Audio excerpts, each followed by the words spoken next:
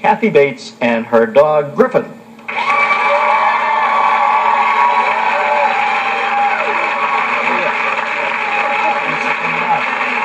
Griff.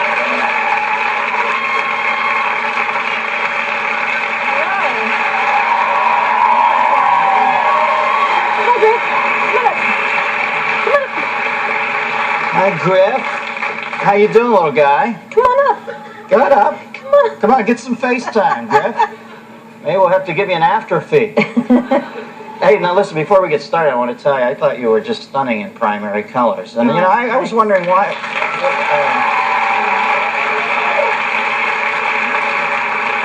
that film did well, but I thought it was so, really great that I'm surprised that... do you think we just... What's your take? We just got so tired of the real thing that when the film hit, everybody said, Christ, I know this drill. I can't go through it anymore. I mean, if they send out the cassettes every year, and I figure if you were a voter after the year that we had and you got Shakespeare in Love and Primary Colors, which one are you going to watch? Yeah, you just wanted the escapism at that point. Absolutely. So, little Griff, has he appeared in any of your films? He was in Primary Colors, actually. Oh, he was in that's one right. Clint is a dog. He was in one tiny scene when I was on the phone. Yeah? Yeah. And now, why Griffin? Do you name him after Merv, or what's the deal there? He kind of looks like Griffin. He's got really big teeth for a Yorkie. He has like really big howling. Well, you're popping the teeth out of his mouth when you choke him like that. I haven't seen a hold like that since the Rodney King video, for God's sake.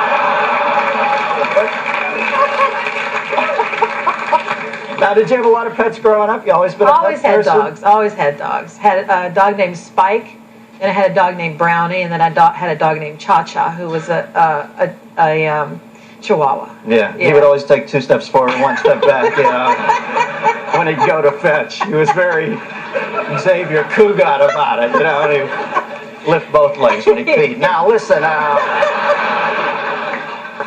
what's the weirdest pet you've ever owned? Those sounds like pretty traditional dogs, Spike and... Yeah. Well, I actually haven't owned anything really weird. My niece, who works for me, owned hermit crabs. Hermit crabs? Yeah. Wow. You can get rid of those with recluse penicillin.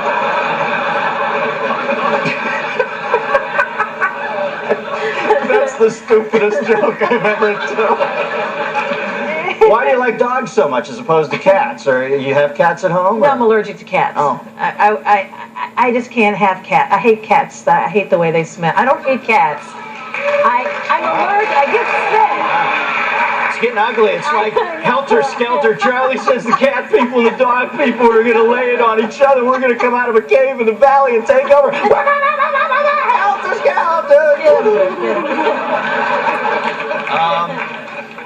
No, I don't hate cats. I can't breathe when I'm around a cat. So that's a detriment to having a cat, because when they come to get their food and you're blue on the floor, well, they don't like you anyway. Now I see you bring Griff everywhere, so I'm wondering, do you have any weird travel stories with him? Do you take him everywhere you go? Yeah, well, actually, I had a Yorkie before I had Griff. Griff is a rescue. I've had him for a couple of years, and I had another Yorkie named Pip, and right after I had gotten an Academy Award, your life just changes like that. You don't want to hang out with your old dogs anymore. You want to go to Spago where the cool dogs are. Oh, Griff got offended there. Yeah, come back. Griff, come back. Griff. So anyway, the night after I won, I had said I was going to do this little part in a movie called Prelude to a Kiss. And it was a tiny part, but the next morning they called. They said, the sedan we're going to send a limo. Do you need an extra room at the hotel? So I was getting my first taste of what this was all about. So I went to Chicago. We were shooting from 6 at night till 6 in the morning. And all of the people were coming home from school, from the factories. Alec Baldwin was in the movie. And everybody wanted his autograph. We were walking into the set, and everybody wanted my autograph suddenly, And I thought, this is amazing. Everybody knows who I am. And so we were working all night long. About 2 o'clock in the morning, I had to take Pip for a walk, and they said I had to have a bodyguard go with me. He had to take a Pip. No, no, but they said it was too dangerous. I couldn't go by myself, so I thought, God, only 4 more bodyguards and I'll be Madonna. And I thought, this is really cool. I'm famous. This is it. So I'm walking there, and my dog Pip does his business, and I realize I don't have anything to clean up after him, right? And so I'm looking around on the ground, and I see a piece of paper, and I pick it up. It has my autograph on it. So it's sort of like the universe went, calm down, you know? Entertainment's a shitty business. We've got a phone call for you. We've got line 7, we've got Damien from Nashville, Tennessee. Let me guess, the 666 area code. Damien, what's your question, babe? Well, I was wondering, if either of you could ever be a dog, what kind of dog would you want to be? Like Griffin did. Besides Griffin, what kind of dog would you want to be? Well, definitely one that could lick its own balls.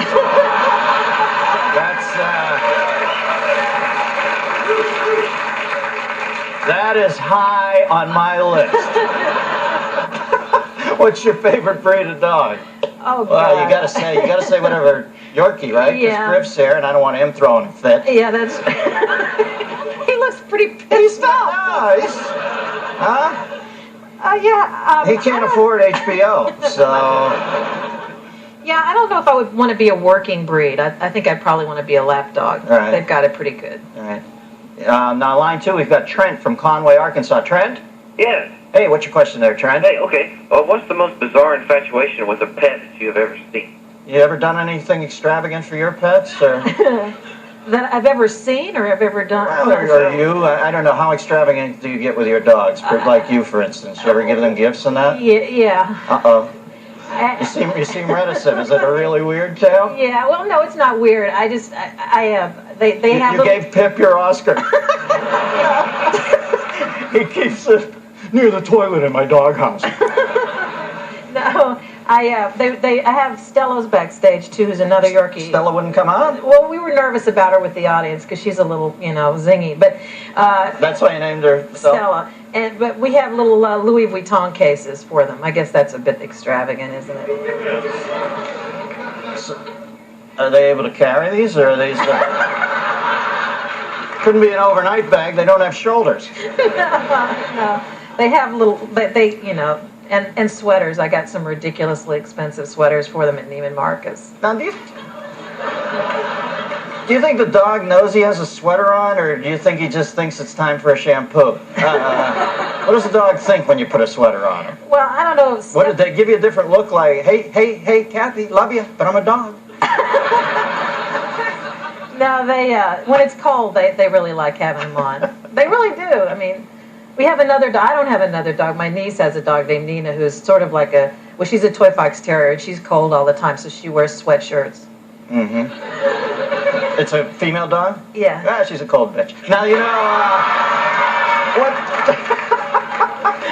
Well, that's what female dogs are called. Excuse me. What's your theory on pets? Why are they in the world? Why do some people find them so restive? And is it a disappointment in the human race that sometimes people turn to that because the pets are so, unconditional love, yeah. Is that what you were going for? Yeah, I was just thinking, so many people, I often wonder if it's... they say it lowers your blood pressure, and they just keep you balanced, I find. They teach me compassion. They teach me to calm down a little bit.